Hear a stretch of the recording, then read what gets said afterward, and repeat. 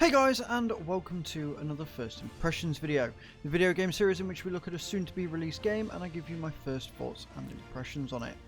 Today we're looking at Blackwind, which is a top-down hack-and-slash RPG that comes out on January 20th.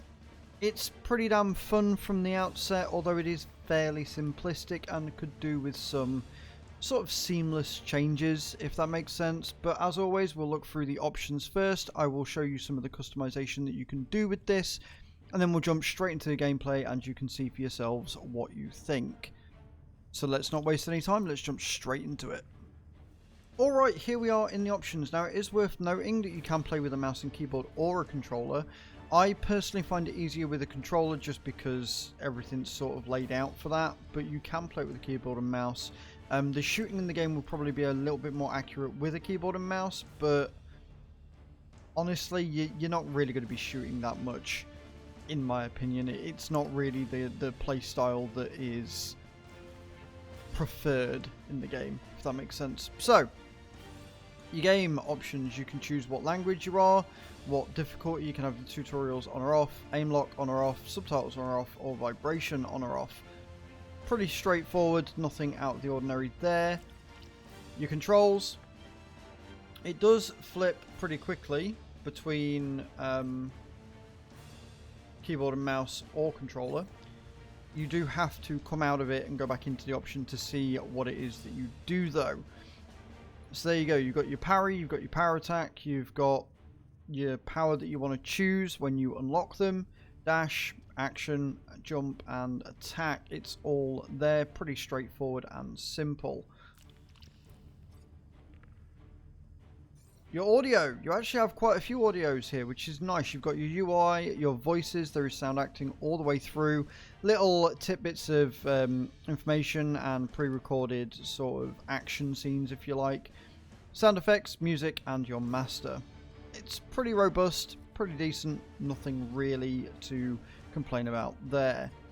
Your graphics options, there is a lot here which is really nice to see, and even though there is just arrows here, they do stop at the highest, so you're not always cycling through, which is nice, although maybe a little bar underneath to show you're on the last one or the highest setting would be an advantageous addition.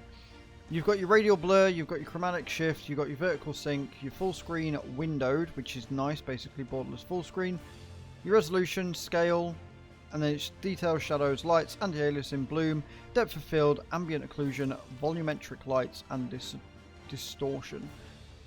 Pretty full. It would be nice if they had the amount of anti-aliasing and maybe some different texture options as well, but honestly, nothing really to complain about here.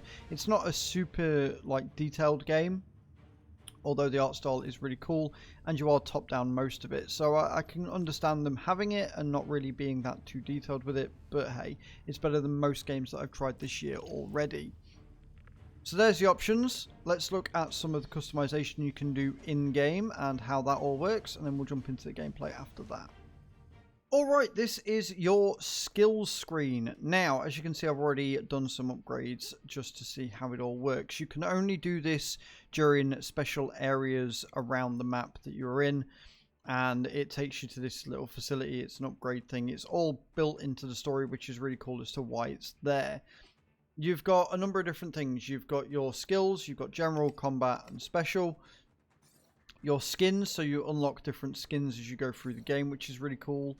And you can have a look around, and then you've got fast travel, so each time you unlock a new area you'll get a fast travel point that you can access from these upgrade ports in the game.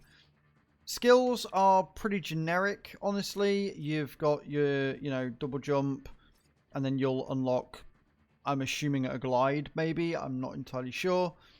You've got your dash, and then you can upgrade your dash speed and how much you can do. All incremental, and it costs you more of these blue orbs as you go along. You've got your kill enemies, and then you can kill enemy, generate more health. And then this is really interesting as well.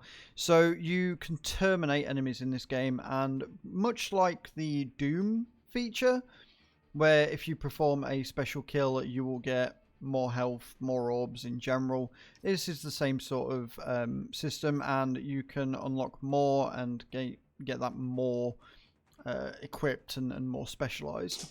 Then you've got your combat skills. Again, these are fairly... They're not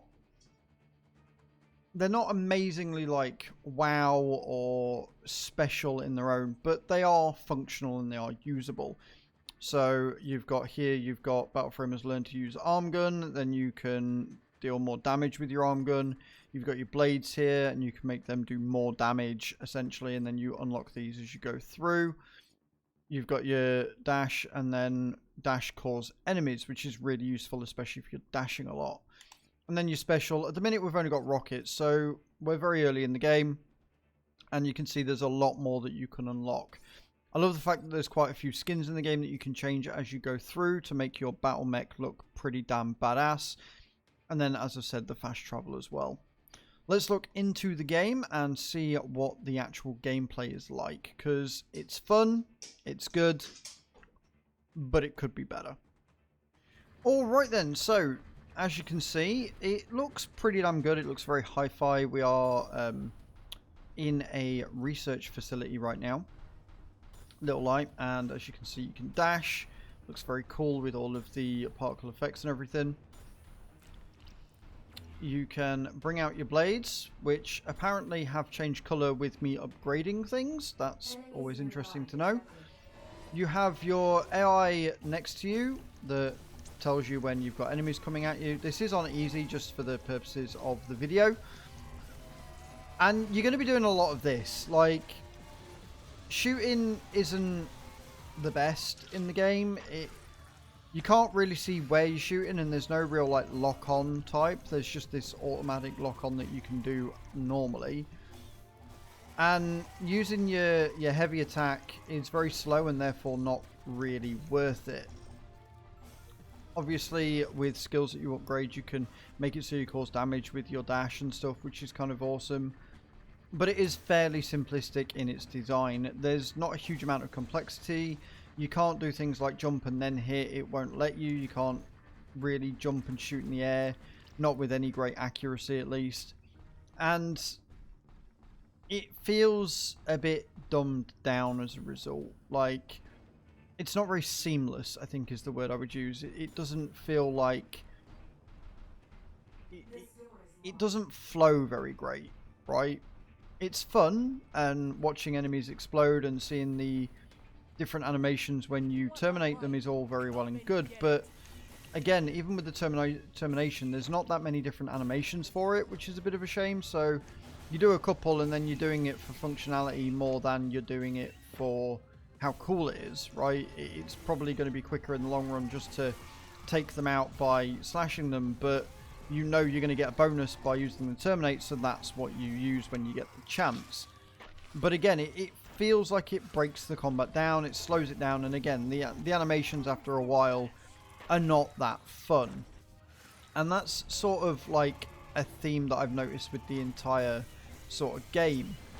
It's the same with the little voice clips that you get when you enter a room and there's a load of enemies, or when you use your terminate, you get the same sort of voice lines that you've already had. It's very, very limited in that regard, and it could probably do with a few more adding, or just maybe them splitting it up a bit better so that they're not the same ones all the time. As you can see, you can also fully destroy the world and the universe around you, and I would highly admit or recommend that you should do that. The reason being that you get orbs for pretty much everything that you destroy, and you need orbs in order to upgrade your stuff and increase your health and get everything back. The maps are pretty simple in design, which is perfectly fine for the type of game this is. And there is a minimap on the bottom right hand of your screen so you can see where you are and where you've been. White doors mean that you can go through them. Red doors mean you've got to unlock them. It really is that simple. There is a story, and the cinematics for the story are very well animated. I really, really enjoyed watching those and seeing how the story progressed, although it was a little bit cliched in my opinion.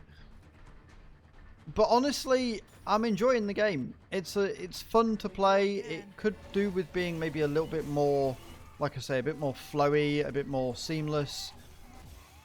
But it's functional and it's fun, and it's one of them games that you're not going to realise that you've spent as long as you've spent on it because you're just having a good time destroying stuff and seeing what happens and seeing the story behind why you ended up crashing on this planet.